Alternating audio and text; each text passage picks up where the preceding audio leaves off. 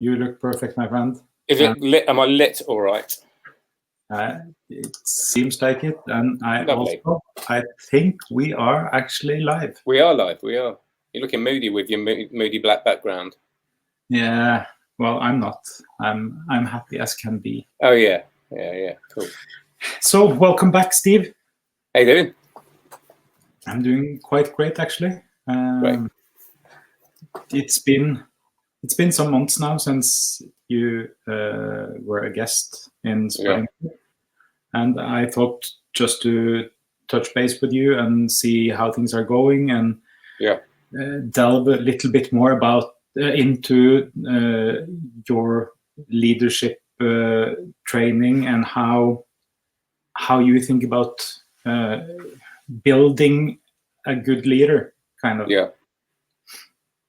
We'll talk about. I mean, there's so many schools of thought on it, and it's a good thing to talk about, because I think the first step, which seems sometimes to talk about, it seems very simple, but it's defining that leadership, and that's different for different people as well. I think it starts with self-awareness, doesn't it? It's like the first thing is to highlight what you are good at and what you aren't good at, and a lot of people have quite a lot of difficulty with that. Yeah. Yes. It's taken me some time to realize all the things I'm quite crap at. But I'm getting there, and it's also nice to have people around you that help you, both keeping your feet on the ground, but also kind of the keeping your feet on the ground but still lifting you up, kind of. Yeah, I think it's a thing that leaders get wrong. It's easy to get that wrong, that balance between inspiring people and being very honest about things aren't working, but not demoralizing them and letting morale drop. And you do that by which is a sort of the foundation of leadership, which is trust. When you trust a leader, you can take that as information and not take it personally, because you trust the intention behind it. Yeah. This morning, actually, I just finished reading the book, The Speed of Trust. Okay. Which goes really much into the foundations of trust, most of all, but that everything is built upon. If you have a good foundation of trust, you can get much more things done, and you can. It's basically some kind of trust is a kind of currency that you can both spend and lose, and everything like that. Yeah, it takes a long time to build up the currency and a very little time to spend it. A bit like money. yeah, a bit like money. Yeah, seconds, one click, done. Yeah. So, but you told me a bit before we went live now that your philosophy kind of have changed a bit regarding how to do leadership training, or the motivation of the participants. Yeah, I think it's. I mean, I've been doing I've 25 years I've spent as a magician, weirdly enough, and the last 10 years of the leadership. I still do the performance side of it, but I do lots of training now. Yeah. And it's like when you start any business, you look at how to sell it, you look at how to build it, you look at all that stuff, and you tend to take what you can get. And then I think you get to a point of and practicing what you preach and working within your values. So when I've done some work which you look at, we'll pay the bills, we'll get the business up, we'll grow, and then you realize that if it doesn't fit in with what you want to do,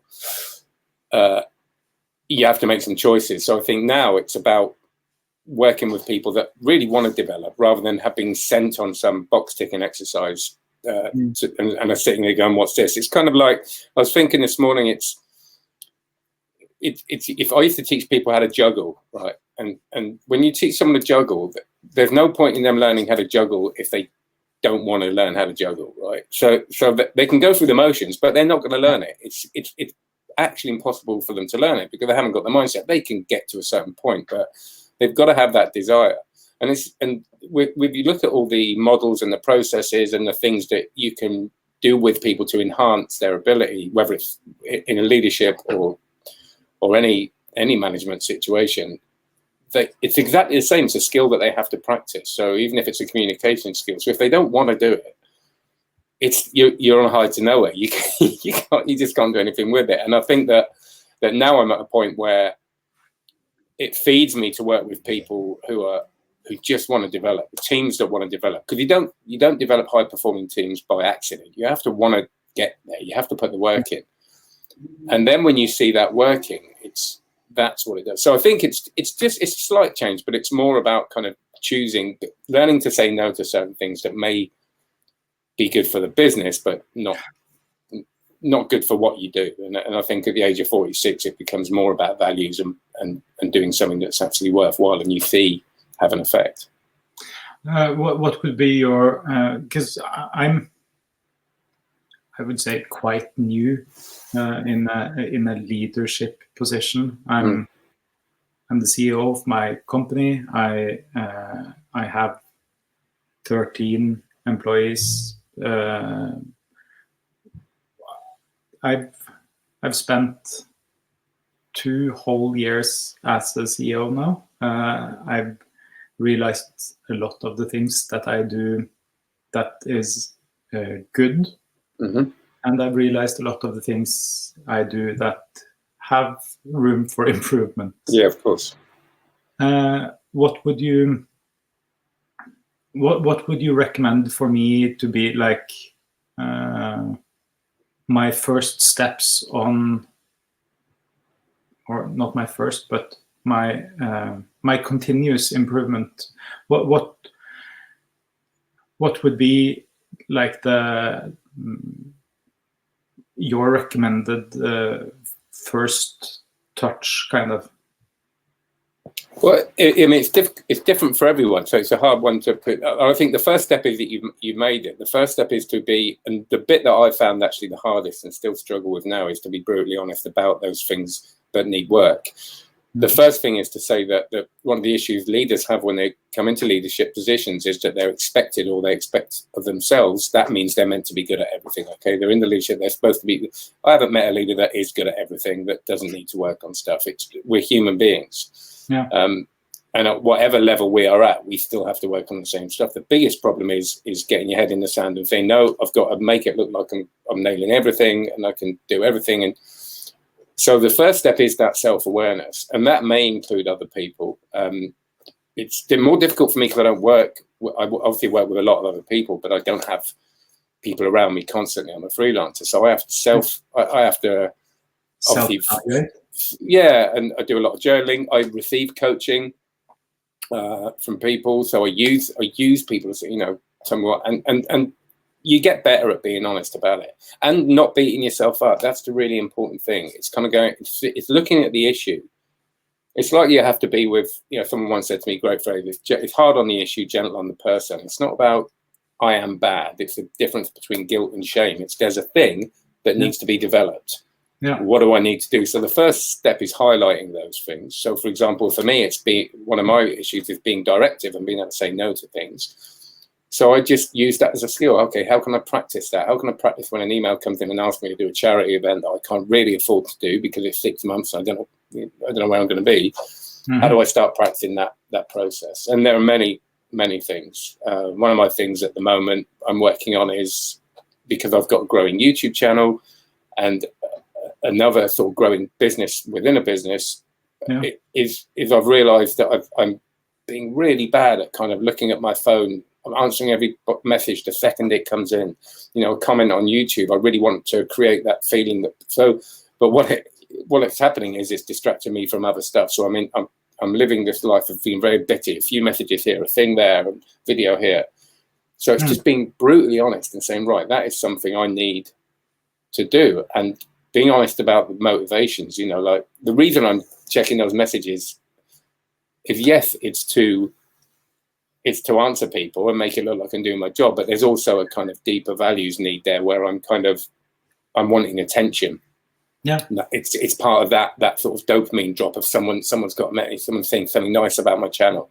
So it's controlling that, you know, and being aware of that, which is great. So that's the first step, is highlighting it. The second step is, I think, looking at experimenting with different ways. So if one of your things was time management, okay, is looking at different models and processes of time management that may be able to help you, and then adapting them for yourself. So you look at the thing I do all the time is the Eisenhower principle, the urgent, not important. Yeah. I mean, it's such a powerful model, but if you just look at it as a model, it's just a picture on a bit of paper, right? So you then look at it and you spend time with it, and you then get your notebooks out and sort of make notes on what does that mean to you. And then over time, it becomes more than a thing. It becomes something that you take in. So, for example, I know now when I'm not doing enough non-urgent important. I know when I'm doing too much urgent important. It's just in me. So because of how I respond to that. So I go back to that model all the time and go, okay, I need to do 60% non-urgent important. So it becomes part of it. So I think it's looking at those processes and experimenting with different ones. Yeah, but how do you, just to ask that, how do you classify your tasks? Because I have a lot of tasks that I do during the day, but I use the Eisenhower matrix, at least on paper, but I can't remember any time sitting down and classifying my tasks. Is this really urgent? Is it important? Yeah, it's hard. That's the kind of, when you look at the models, or all models like that, they seem so simple, and then when you get into it, it's so difficult. I mean, you've got to understand as well how hard it is to. So for example, I teach. Good example is I teach magic on this course, this card magic course, which I'm really growing at the moment. Because I have my kids a lot. It's something it's a business I can work on at home without having to travel. Which I still do, but as you know, I'm limited to when I can do that. Yeah. And that's starting to kind of go like that now. So what I found I was doing is I was doing all the stuff that I love doing, which feeds that, which is the YouTube channel. So people come off there and they buy the course from there. And then I realized I wasn't actually making enough videos for the course. So I was getting the cart before the horse. You know, I had to keep adding to this product. And part of that is reading and research. And that reading and research is the non-urgent important stuff. And when I do it, I feel like I'm not working. I feel like I'm not busy enough. You know, I kind of feel almost guilty. I'm sitting here with a book open when I should be writing emails.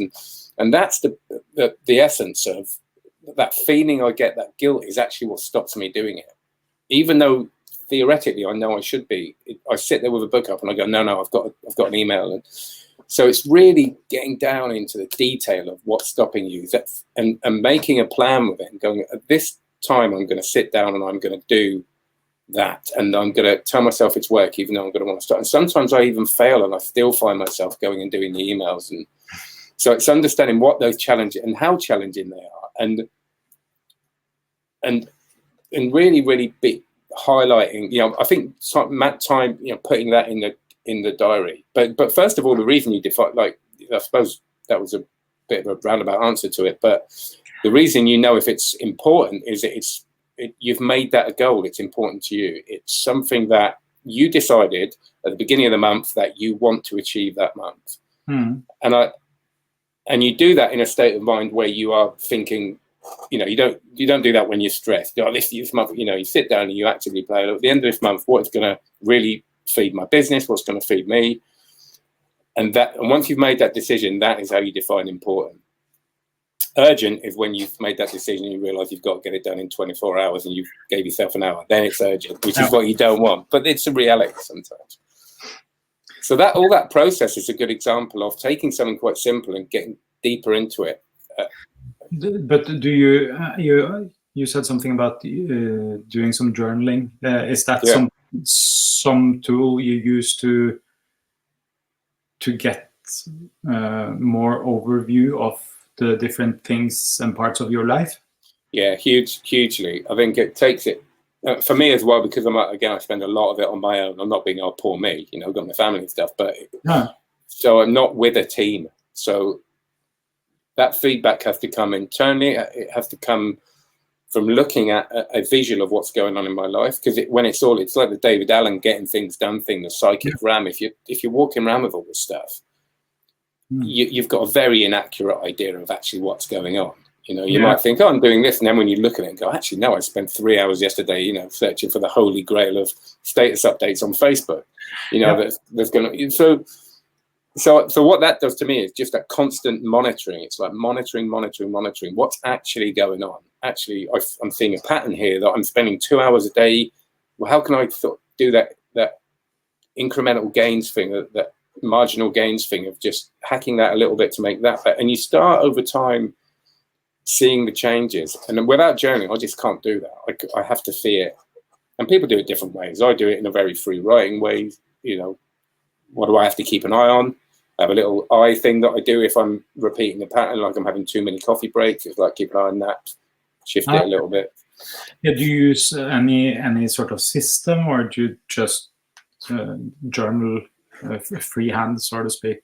I do it free now. I've tried so many systems, and I find that if it's too systematic for me, it kind of doesn't work for me. But so I use there's a journal that was released about a couple of years ago, Self Journal. It's really good, but it was just a little bit. In some ways I'm a processes person, but in some ways I just have to get out. So now I've made my own. I just basically write what's going, like a diary, and as I write, I'll see, okay, in this bit I'm going to write what I'm going to do tomorrow. In this bit I'm going to write what I need to keep an eye on. A lot of the time at the bottom I'll put what I learned today. Okay. And I try and get a bit of gratitude in there as well, you know, just a bit of positivity. You know, so I don't end up, I learn from it rather than beat myself. I still have days when I just go, what was that day? What was that? I've started 2 journals. One for my omni life, my whole life.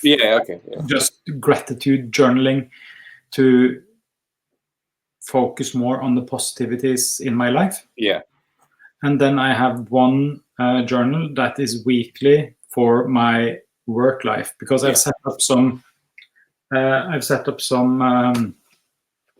goals for myself, which they're not really goals. I listened to this podcast called Cortex, really great podcast about.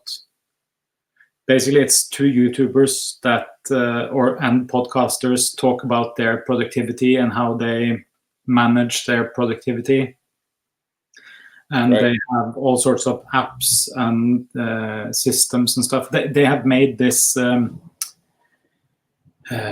theme system, so they recommend people of having yearly or seasonal themes instead of having like your New Year resolution. You have like, okay, this season's theme will be XXX. And for me, this year, I'm trying to have a year of refinement. Because I try to do a lot of different things. And because I have had a really big issue on saying no to things. So my year of refinement now is, one of my goals within that year is to say no to basically everything that's not within the year of refinement. And which is a brilliant thing, which I can empathize with at the moment, because when you say that, it's like, I think when you get to a point when I don't want to sound arrogant, but when you can do things quite well, you know, I've been doing my leadership training now for 10 years, so I'm doing it well now, not because I'm some weird talent, because I've been doing it for 10 years and obsessing over it and making sure it's not just good, but it's all that kind of stuff. Same with the magic. When you realize you've got all those different skills and you've built them up, it's very easy to then use them all the time with everything. You know, well, I can help this person, I can do that. And then you end up, you get this diluted kind of thing going on when you're doing everything, but you're not doing it very well. So that refinement is hugely important for me at the moment as well. And maybe you have to go through a little bit of that to find out what it is you really want to do. So there have to be a bit of, okay, I'll do a bit. But I think, at some point you have to kind of go, right, what is it now? that I'm going to spend 80% of my work life on. Yeah. Yeah. So that I do weekly, and then I do the gratitude journaling approximately every night. Yeah. Just what kind of things happened today that I can be grateful for, and what can I be grateful for within my life in general. Yeah. And it's so important, isn't it?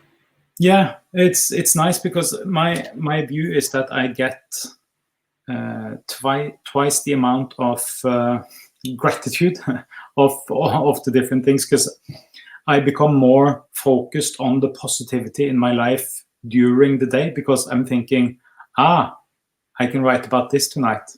Yeah. And I get focused about it, and then I get the same dopamine hit in the evening when I get to write about it. Yeah. So you get the double the positivity, is my experience at least.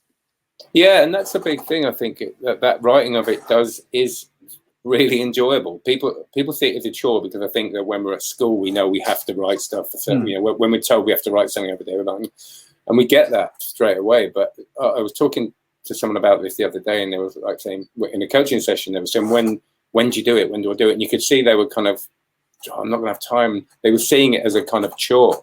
And I was saying, you got to understand, when you've done it for a while, it becomes relaxation. It's a nice thing. It doesn't have to be for an hour. It can be. So there's that. And I think you're in danger of, because at the moment everybody talks about this and people think it's all a bit woo woo. And I'm not. I'm a very pragmatic leadership person, really. Same here. But it's becoming so massive now because it is required, because there is so much more required of us, and part of that is to do with the fact we're supposed to be so available.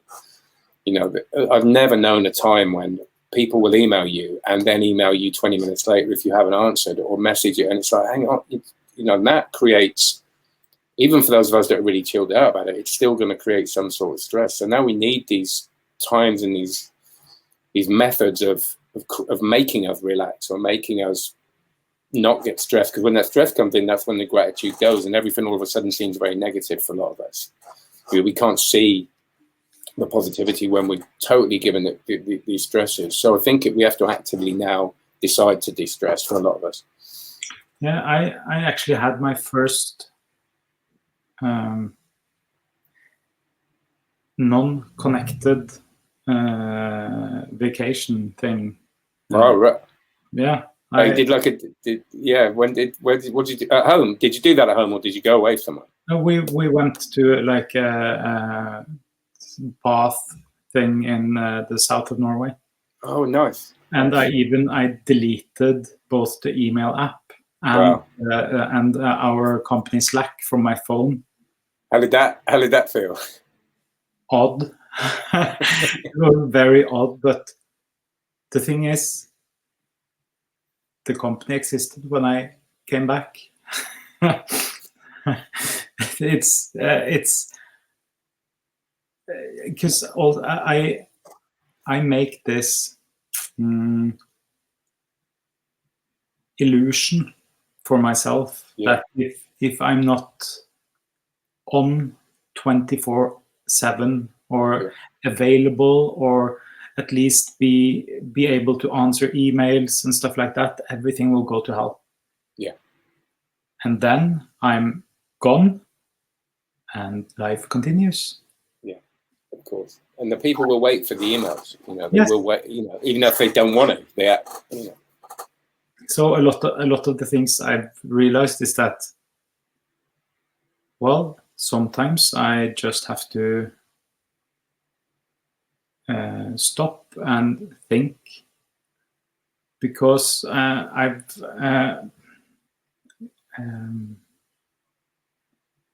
even if you don't do certain things that are maybe both important and urgent, if you don't do them right away, they will most likely be able to get done later. Yeah. The world will not end just because you don't answer that email. Yeah. Almost, 99% certainty, the world will not end just because you don't answer that email. Yeah, it's that. And worst case scenario, you know, like because my big fear is not answering the email, not getting the job, or so the worst case scenario is that I don't get the job, and that's happened. You know, that's happened where, especially with the performing side of it, someone wants a performer for a beautiful gig, and it happened a couple of years ago. Someone wanted me to go to the Maldives on New Year's Eve. It was for a different reason. It wasn't because I didn't answer email, but and I couldn't do the gig because I had another book in New Year's Eve, which was way not, and I was gutted, but I lost that gig and I lost that client, and that client would have potentially been a repeating client. So you look at what that could have meant over the next years. It could have changed my life. But that's not, you know, that's life. Other things will come along, and if they don't, they don't. It's kind of going with that reality of life as well. It's that if things don't happen, you've got to let them go. And so if you're not available for that person at the time where they want you to be on their agenda, then you're not. And if they don't like that, and that means that maybe they don't want to be a client, which actually very rarely happens. But even if it does, you go, well, that's just what happened. Loss is part of the deal, right? Where we can't. Well, I'm also thinking, because I have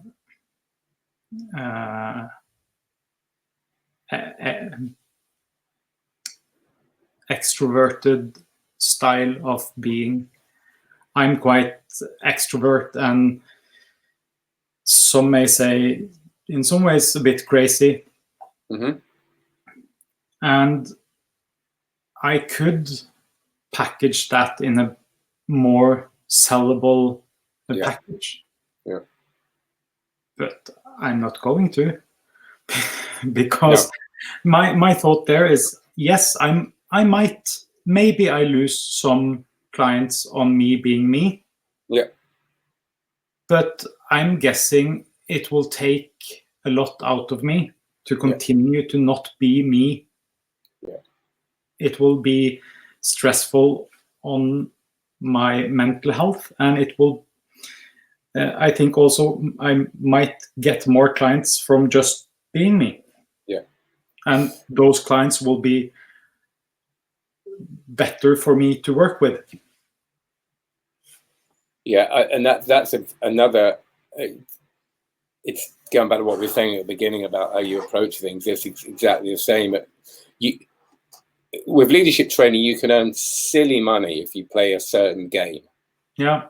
You know, like with coaching and training, and I'm not making a judgment on what that is, but for me personally, it's a thing that I cannot do. I can't pretend to be someone to sell stuff. You know, so there's all the online stuff where you can get people to sign up stuff, get them in the funnel, do all that, which is fine. I'm not judging that, because there's some brilliant stuff I've done as a customer of that. I've been on amazing courses, so I'm not judging that. But there are unethical ways, if you wanted to earn a lot of money from that. There's also companies, like you said, the box ticking stuff. You can get a lot of work with it. Won't do them any good, but they might think it'll do them good. There's all that stuff there.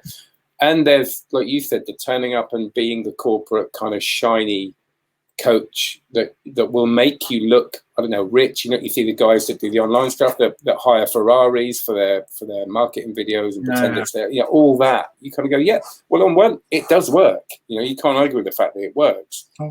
But can I sleep at night? And the answer is maybe if no, I just can't. You know, I'd rather sit here and do the jobs like we were talking about, going out to Norway and working with people out there that are you just connect with them on such a level that isn't about, I've got the gig. You know, it's about, we're doing something together here that is valuable. And when you get a baby, a smile on your face, exhausted from that, but in a really good way, that's when you know you're doing something right.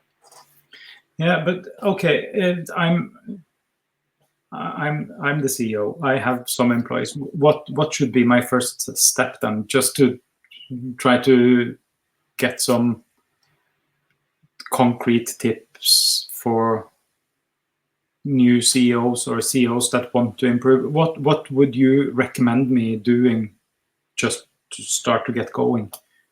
If you've done the self-awareness thing and you're starting to look at what issues you've got, I mean, the first thing is to understand you're a role model. So you have to start exhibiting role model behaviors, which means integrity.